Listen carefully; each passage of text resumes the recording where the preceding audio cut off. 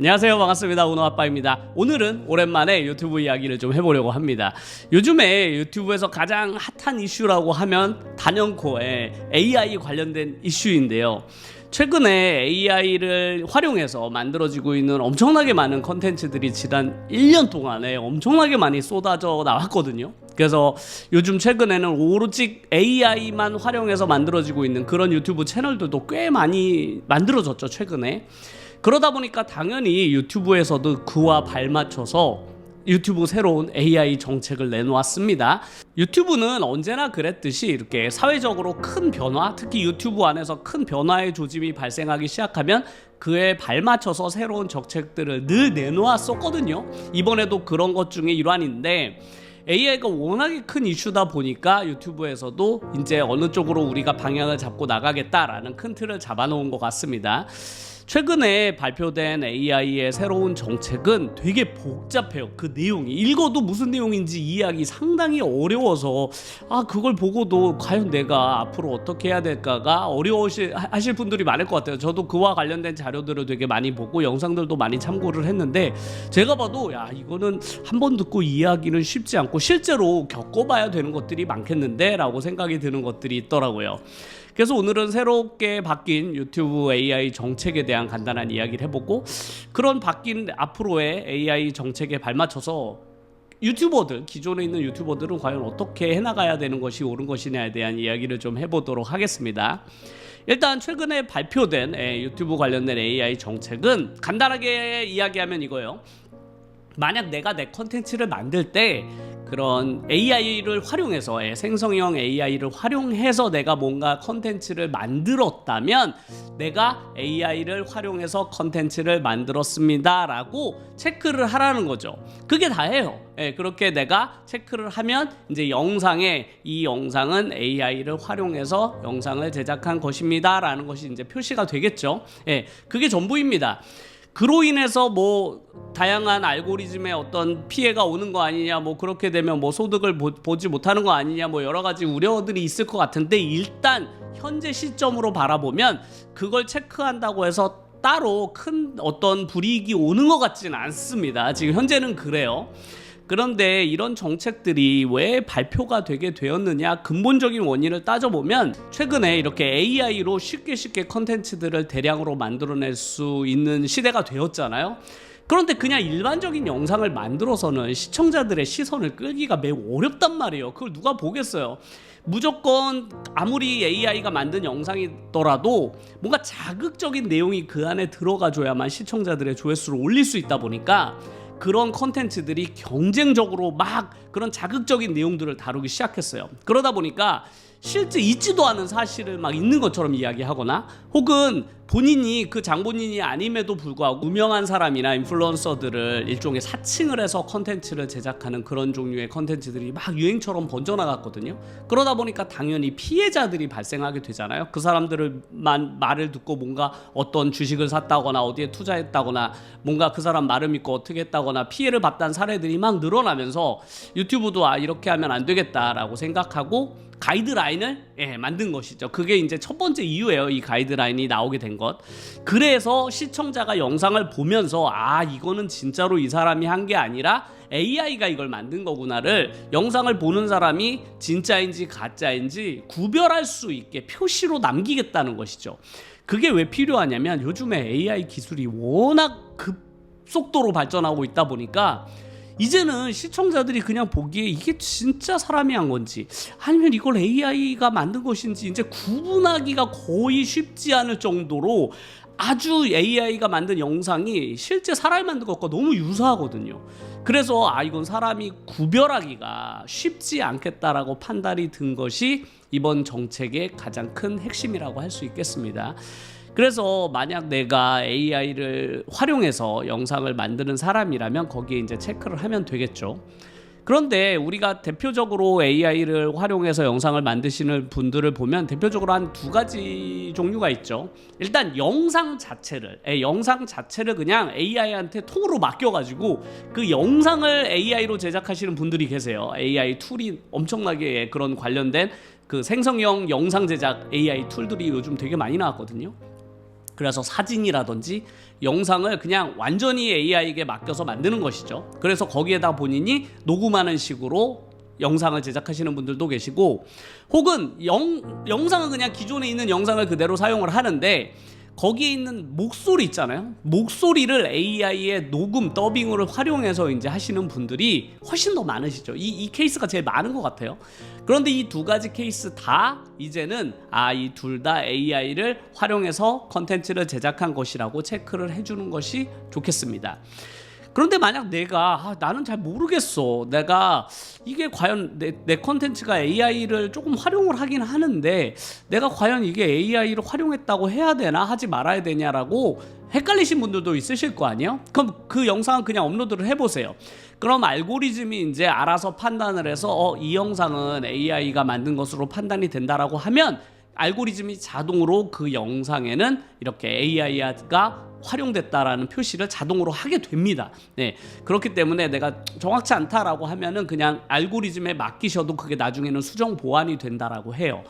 그래서 일단 첫 번째 변화가 우리에게 오는 것은 지금 일단 시작은 이 정도입니다. 이 정도가 시작인데 중요한 건 이게 첫 번째 단계라는 거예요. 그러니까 AI를 활용해서 컨텐츠를 만드는 분들은 앞으로 계속 늘어날 수밖에 없잖아요. 그러니까 알고리즘이나 혹은 이 구글에서도 당연히 AI에 관련된 그런 정책들을 앞으로 계속 업데이트 해 나갈 가능성이 엄청나게 높습니다. 이거는 첫 번째 단계일 뿐이고 앞으로 지속적으로 이것에 관련된 정책들을 발표할 것이라고 하거든요, 유튜브에서. 그러니까 앞으로 이게 이런 식으로 바뀌겠구나 라고 우리가 이제 예측을 할 수 있는 거죠. 그럼 과연 앞으로 AI를 활용하거나 내가 AI와 관련된 콘텐츠를 제작하는 사람이라면 이게 어떤 식으로 흘러갈까에 대한 뭔가 우려가 있을 수도 있잖아요. AI는 그걸 활용하는 툴로서 활용하는 분들은 분명히 계실 텐데 어떤 이득 혹은 어떤 불이익이 있을까를 한 번쯤 고민해 보는 것도 좋을 것 같아요. 그런데 최근에 이렇게 AI로 생성한 많은 컨텐츠들이 막 붐을 이루면서 제가 하나 우려하는 것은 너무나 많은 컨텐츠들 중에 AI로 금방금방 콘텐츠를 생산해내서 엄청나게 많은 돈을 벌 수 있다, 막 이런 식으로 새로운 유튜버들, 유튜브를 아직 시작하지도 않은 많은 유튜버들을 이렇게 난 하루에 뭐 한 10분 투자해서 뭐 한 달에 뭐 한 5천만 원 버는데 이런 종류의 영상들이 정말 많더라고요. AI 관련돼서 제가 검색을 해보니까 너무 많아서 깜짝 놀랐어요, 정말. 그러니까 더 많은 사람들, 특히 아직 유튜브를 시작도 해보지 않은 사람들이 당연히 그런 거에 관심을 많이 가져서 AI 툴을 활용해서 분명 콘텐츠를 만드시는 분들이 앞으로 계속 많아질 것 같은데 그분들은 과연 어떻게 될 것 같을까? 제가 생각을 해보면 일단 지금 당장은 알고리즘이 크게 생성형 AI로 만든 이런 AI 표시를 내가 한다고 해도 알고리즘이 크게 불이익은 주지 않을 것이라고 발표를 했어요. 실제로 그럴지도 모릅니다. 그런데 그건 어디까지나 알고리즘이 동작하는 원칙에 그걸 적용하지 않는다는 것일 뿐, 그런데 이거를 시청자 입장에서 한번 바라볼게요. 내가 만약 시청자야. 그런데 난 왠지 AI가 만든 콘텐츠가 왠지 땡기지가 않아. 난 사람이 만든 콘텐츠가 좋지 AI가 만든 건 별로야 라고 생각하는 사람이 있을 수도 있잖아요. 그러면 그런 사람들은 AI가 만든 것입니다 라고 표시된 콘텐츠들은 점점 회피 성향을 보일 거 아니에요. 당연히 사람이 만든 콘텐츠들 위주로 시청을 하게 될 텐데, 그렇게 되면 알고리즘은 당연히 그 시청자의 시청 패턴을 분석하는 게 AI 그 알고리즘의 기본이기 때문에 그 사람에게 추천 영상으로 띄워주는 영상은 너무나 당연히도 알고리즘이 알아서 사람이 만든 컨텐츠 위주로 그 사람에게 노출을 해줄 수밖에 없잖아요. 그러면 당연히 이 AI 컨텐츠들은 노출량이 확확 줄어들 수밖에 없겠죠. 그런 것들이 충분히 예측 가능하기 때문에 지금 막 AI로 갑자기 막 엄청나게 돈을 막 번 사람들이 있을 거 아니에요, 분명히. 왜냐면 이런 정책이나 알고리즘이 분석하기 전 단계니까요. 그런데 그 사람들이 그렇게 단기간에 돈을 벌었다고 하더라도 지금 새롭게 시작하는 사람에게 똑같이 그렇게 적용될 수는 힘들 거라고 저는 생각이 들어요. 그도 그럴 것이 해외에서도 당연하게도 AI를 활용해서 만들어진 엄청나게 큰 유튜브 채널들이 이미 많거든요. 막 50만, 60만, 100만 가까이 되는 오직 AI로 영상을 제작해서 만든 그런 그 유튜브 채널들이 있어요. 유명하죠. 그런데 그런 채널들이 급성장하다가 최근에 그 채널들의 영상 조회수가 쇼츠인데 1만 조회수가 채 되지 않는 몇천 정도밖에 업로드한 이후로 뭐 하루 이틀이 지났는데도 조회수가 뭐 몇천 정도에 머무르는 경우가 허다합니다. 그런데 채널의 구독자가 60만이 넘는 그런 채널에 최근 조회수가 영상의 조회수가 뭐 몇천 건밖에 안 된다는 건 그 알고리즘이 극단적으로 노출량을 줄였다고밖에 볼 수 없거든요. 그러니까 구독자들에게도 노출해주지 않은 거죠. 왜냐하면 구독자가 60만인데 그리고 그 60만이라는 구독자는 AI 생성 기술이 나온 지가 이제 영상 제작 기술이 나온 지가 이제 1년 남짓밖에 되지 않았기 때문에 그 채널이 처음 시작한 지가 이제 1년밖에 되지 않은 채널이라는 거잖아요. 그런데 1년 만에 60만까지 간 그 채널의 최근 영상의 조회수가 그렇게 급강하했다는 것은 분명히 알고리즘이 의도하지는 않았더라도 의도적으로 그 채널의 노출량을 줄이진 않았더라도 분명 시청자들의 선호도가 떨어졌을 수 있다라고 볼 수밖에 없는 거죠. 저는 앞으로 AI 생성으로 만든 그런 유튜브 채널들의 노출량이 지금처럼 과거 1년처럼 막 엄청나게 계속 높아질 것 같은 흐름으로 가지는 않을 것 같아요. 그런데 이런 흐름들을 이미 예측하신 분이 계셨는데 바로 송기령 작가님입니다. 이분은 작가이기도 하지만 더 유명한 것은 기업인이면서 다음 소프트에서 그런 전략 책임자로서 활동했던 그런 이력, 그리고 엄청나게 방대한 데이터들을 과거부터 다루면서 그렇게 빅데이터를 연구하면서 이제 미래를 예측하는 그런 걸로 훨씬 더 유명하신 분이거든요. 그래서 AI가 처음 등장했을 때 아주 많은 사람들이 이 송기령 작가님을 불러서 자기 유튜브 채널이나 혹은 TV나 이런 데 들어서 과연 AI가 나타나면 우리 세상은 어떤 식으로 변할 것인가에 대한 많은 조언을 남겼던 작가님이기도 합니다. 그런데 그 많은 영상들을 저도 되게 흥미롭게 봤거든요. 근데 그 중에 제가 제일 재미있게 본 것이 바로 나영석 작가님이 하시는 유튜브 채널이 있거든요.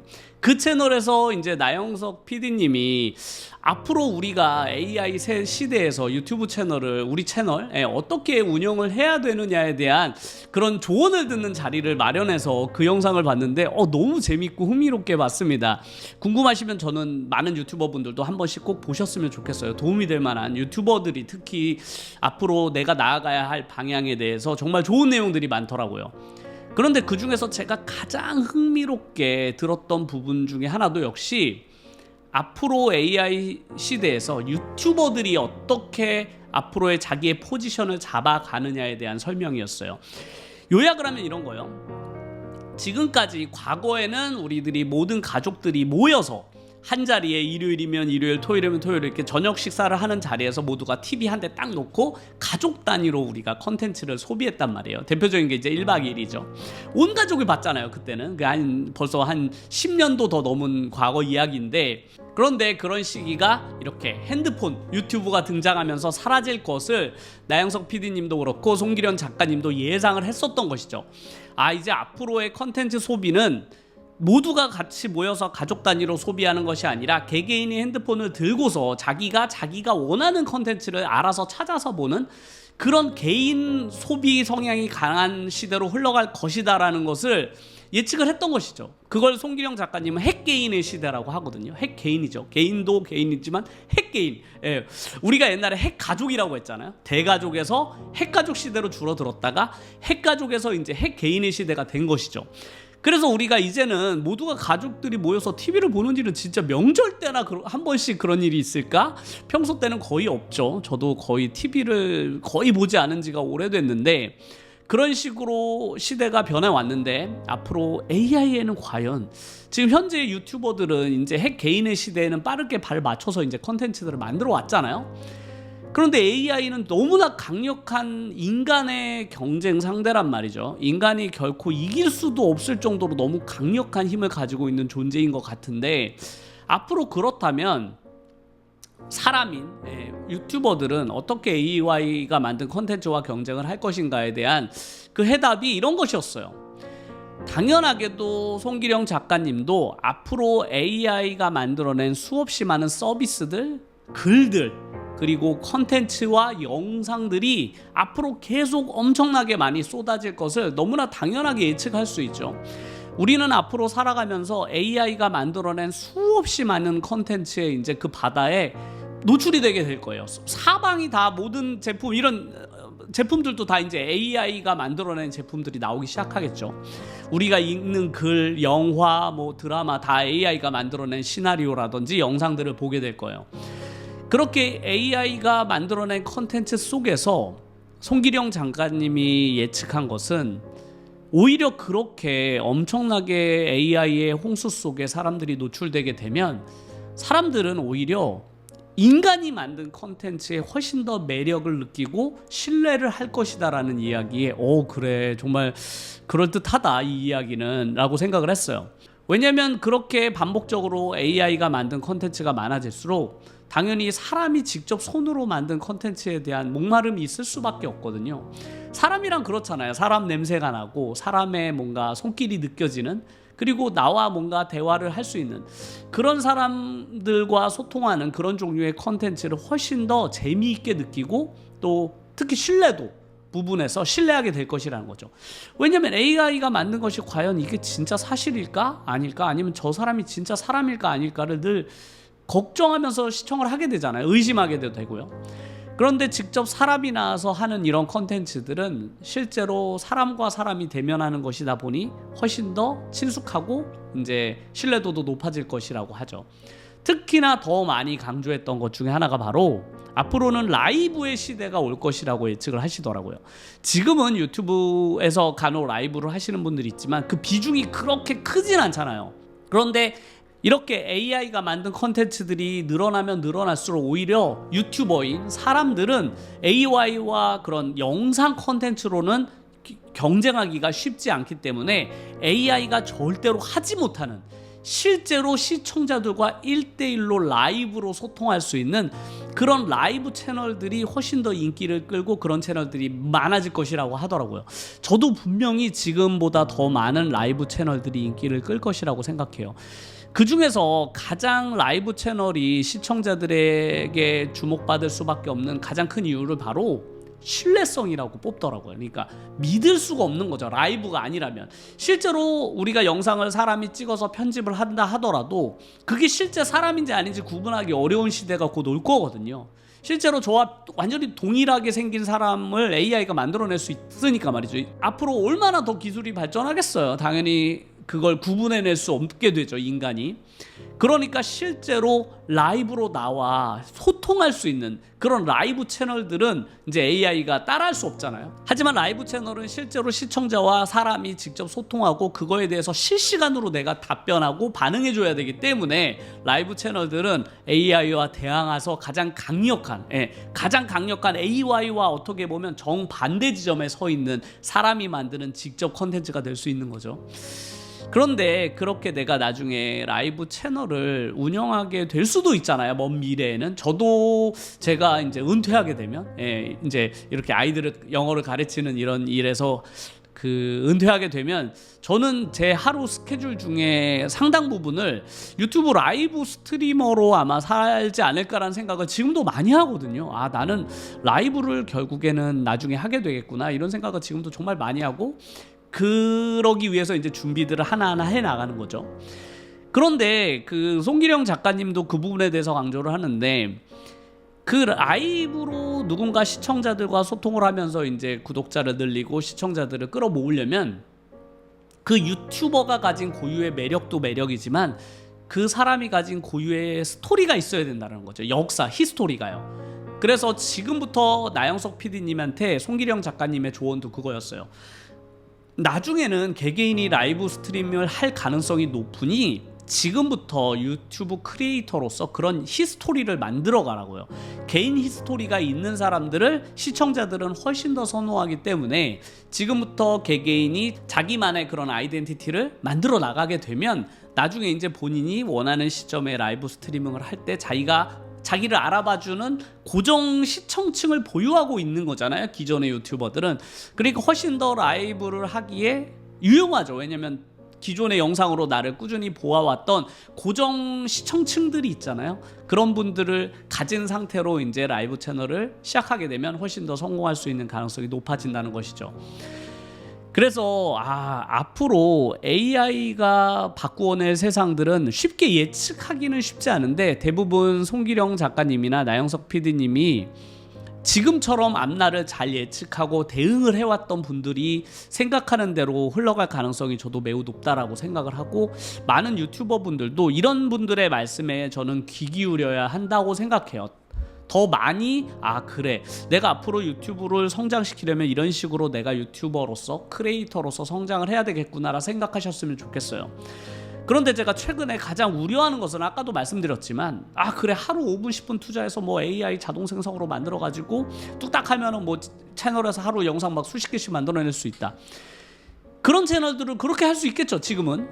근데 중요한 건 그 속에, 그 영상 속에 과연 나가 없다라는 거야. 내가. 그러니까 나라는 그런 아이덴티티가 그 안에 전혀 없잖아요. 예, 그건 오직 AI가 만들어낸 컨텐츠이기 때문에 그런 채널을 1년, 2년, 3년 운영한다고 하더라도 나라는 개인의 성장은 그 안에 없는 거죠. 왜냐하면 그 모든 것들은 AI가 만들어낸 영상이고, 그런 영상들은 나뿐만 아니라 누구도 그런 툴을 사용하면 얼마든지 만들어낼 수 있잖아요. 그런 채널들은 결국 우후죽순처럼 막 서로 경쟁하듯 생겨나다가 다들 매력을 잃어버리고 다 같이 그냥 흐지부지 될 것 같은 생각이 들어요. 물론 몇몇 채널들은 살아남겠지만, 지금 이렇게 경쟁하듯이 막 너도 나도 다 AI, 그래 AI가 길이다, AI로 하루에 뭐 나도 수십 개 영상 만들어서 엄청나게 떼돈을 벌어보자, 이런 식으로 접근하는 건 저는 매우 큰 우려할 사항이다라는 생각이 들어요. 앞으로, 왜냐하면 유튜브 정책도 지금 이런 정책들을 하나하나 발표해 나가는 것이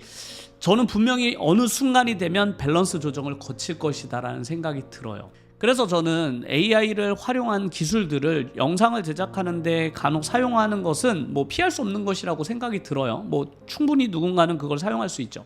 하지만 오직 AI만을 이용해서, 혹은 내가 영상을 쉽게 어디선가 얻어와서 그냥 목소리 더빙을 쉽게 따다닥 따가지고 그런 영상을 대량으로 생산해낸다, 그런 채널들이 과거에는 조회수도 금방 올리고, 사람들이 처음이니까 신기하잖아요. 신기하니까 막 조회수도 올라가고 그렇게 해서 돈을 갑자기 좀 번 사람들도 있겠지만, 저는 그런 채널들은 결코 오래 수명을 이어갈 수는 없다고 생각해요. 왜냐하면 과거에도 그런 유행했던 컨텐츠들이 있거든요. 단기간으로 수없이 많은, 그렇게 단기간으로 반짝 유행했던 그런 컨텐츠들이 지금 살아있는 채널들이 거의 없어요. 그렇게 단기간에 확 유행처럼 번졌던 그런 채널들은요. 그리고 우리가 알고 있는 많은 그런 유명한 유튜버들이나 유튜브 채널들을 보세요. 그 채널들의 공통점은 그 채널만이 가진 고유한 그 개성이 있거든요. 그 사람만의 그 고유 아이덴티티가 아주 강한 채널들만 오래 살아남은 채널들이죠. 대부분은 사람이 직접 만들었거나 혹은 사람이 직접 등장한 그런 종류의 채널들이 우리가 알고 있는 그런 오래 지속된 유튜브 채널들이잖아요. 그렇기 때문에 저는 유튜브를 처음 시작하시는 분들은 분명 그런 영상들을 보면서 그래, 나도 내가 직접 만드는 것보다 그렇게 하는 게 훨씬 쉽고 좋을 것 같은데 라고 생각하시는 분들이 저는 분명 많을 거라고 생각을 하거든요. 그런데 제가 늘 말씀드리지만, 유튜브를 그냥 1, 2년 하고 말 게 아니라면, 그냥 1, 2년 동안 그래, 나 용돈 좀 벌어볼까? 그냥 뭐 1, 2년 동안 뭐 한 100만 원씩 벌어볼까? 뭐 이렇게 생각하시는 분들이라면 뭐 그렇게 하실 수도 있다고 생각해요. 근데 나는 그래, 내가 살아있는 동안, 내가 내 삶을 그냥 유튜버로서, 내가 일종의 진짜 죽을 때까지, 노인이 되어 죽을 때까지 나는 유튜브 스트리머로서의 삶을 살아가겠다라고 생각을 하시는 분들이라면, 당연히 나만의 고유의 개성을 가진 나의 이런 캐릭터, 나를 성장시키는 게 저는 제일 중요하다고 생각하거든요. 이런 히스토리와 그런 뭔가 나만의 그런 시청층, 나만의 고유의 맛, 그런 것들을 만들어낼 수 있는 그런 유튜버로 성장하는 게 저는 훨씬 더 중요하다고 생각해요. 그렇게 해야만 그런 유튜브 채널들이 오랫동안 수명을 이어가면서 이렇게 장기간으로 성장할 수 있다고 저는 생각을 하거든요. 그리고 이번에 AI 관련된 정책은 당연히도 이제 시작에 불과하다고 생각합니다. 이거는 첫 번째 이제 단추가 끼어진 것이고 앞으로 이 방향성을 보셔야 되거든요. 지금 보면 이 방향성을 대충 읽을 수가 있잖아요. 아, 유튜브가 알고리즘이 유튜브 AI 정책을 보면 분명히 사람이 만든 컨텐츠와 AI가 생성한 컨텐츠를 완전히 나누려고 하는구나. 예, 그걸 표시하면서 완전히 분리시키려고 하는구나를 이제 흐름을 통해서 알 수 있고 앞으로 계속되는 그런 업데이트를 통해서 계속 AI 관련된 정책들은 대부분이 활성화 정책보다는 규제 관련된 정책들이 당연하게 더 많아질 수밖에 없죠.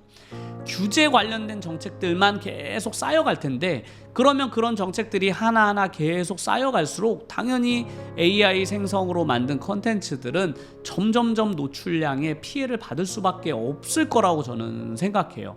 그래서 저는 AI로 만든 컨텐츠들이 유튜브에 유입이 되는 건 막을 수 있는 일이 아니죠. 그리고 앞으로는 막 공장식으로 막 찍어내듯이 그런 유튜브 채널들이 엄청나게 많이 나올 거거든요. 최근에는 그런 사업을 하시는 분들도 많아요. 그러니까 직원들 데리고 유튜브 쇼츠 채널 막 한 50개 만들어가지고 매일매일 그런 프로그램을 활용해서 계속 영상을 업데이트하는 거죠. 그렇게 하면 하루에도 엄청나게 많은 영상들이 막 유튜브 채널에 쏟아질 거 아니에요. 그런 AI 관련된 컨텐츠들이. 그런 AI가 만든 영상의 홍수 속에서 저는 오히려 개인들이 만든 이런 컨텐츠들은 더 힘을 받을 것이다. 왜냐면 과거에는 막 사람들끼리 우리가 경쟁을 했잖아요. 그런데 이제 AI와 사람은 완전히 다르니까 서로 경쟁하는 구역이 이제 달라지는 거죠. 그래서 오히려 저는 사람의 매력을 가진 유튜브 채널들이 앞으로는 오히려 좋다. AI가 이렇게 많이 등장하는 유튜브 생태계에서 오히려 사람의 매력을 가진 유튜버라면 더 앞으로는 주목받고 더 성공할 가능성이 높다고 생각을 하니까요. 내가 영상을 제작할 때 AI를 활용하는 것은 저는 나쁘지 않다고 보고 그런 기술을 익히는 것도 필요하다고 생각해요. 그런 새로 나온 AI 관련된 영상 제작 기술이나 그런 것들은 유튜브 크리에이터라면 혹은 영상을 제작하는 제작자라면 당연히 그런 제작하는 방법은 알고 있어야 된다고 생각해요. 근데 그거를 내가 활용하는 측면에서 활용을 하시는 것이 좋지 전적으로 의지하는 것은 좋지 않다라고 저는 생각을 하는 편입니다. 그래서 오늘은 분명 이런 부분에 대해서 다양한 생각들을 가지신 분들 혹은 저와 다른 생각을 가지신 분들도 분명히 많을 거라고 저는 생각을 해요. 그래도 AI로 활용해서 컨텐츠를 만드는 게 쉽고 빠르지라고 생각하시는 분들도 분명히 계실 거라고 생각하는데 그런데 저는 나영석 PD님도 그렇고 이 송기령 작가님도 이야기해 주셨듯이 저는 그쪽 방향으로 나아가는 게 훨씬 더 좋을 것 같다라고 생각하는 편이라서요. 오늘 제 생각과 이런 다양한 분들의 이야기를 엮어서 이야기를 전달을 해보았습니다. 저도 앞으로 유튜브 생태계가 어떻게 바뀔지를 저도 예측하기는 어렵죠. 근데 그럼에도 불구하고 저는 저만의 그런 캐릭터를 앞으로도 계속 성장시켜 나가서 나중에는 라이브 스트리머로서 유튜브 라이브를 하면서 시청자들과 이렇게 소통을 하며 즐겁게 유튜브 채널을 할 상상을 저는 늘 하거든요. 매일 합니다. 매일. 지금은 내가 그렇게 못하지만 나중에는 정말 아침 시간 그리고 저녁 시간을 활용해서 늘 라이브를 하는 시간을 꼭 가졌으면 좋겠다라는 생각을 늘 해요. 그러니까 그때까지 그때 시청자로 제가 만나뵐 때까지 유튜브 크리에이터 분들도 열심히 자기의 채널을 성장시켜서 그때 가서 소통할 수 있는 직접 소통할 수 있는 그런 시간이 왔으면 너무 좋을 것 같습니다. 오늘 제 영상도 끝까지 시청해 주셔서 너무나 감사드리고요. 다음에 또 재미난 이야기로 찾아뵙도록 하겠습니다. 끝까지 시청해 주셔서 감사드립니다.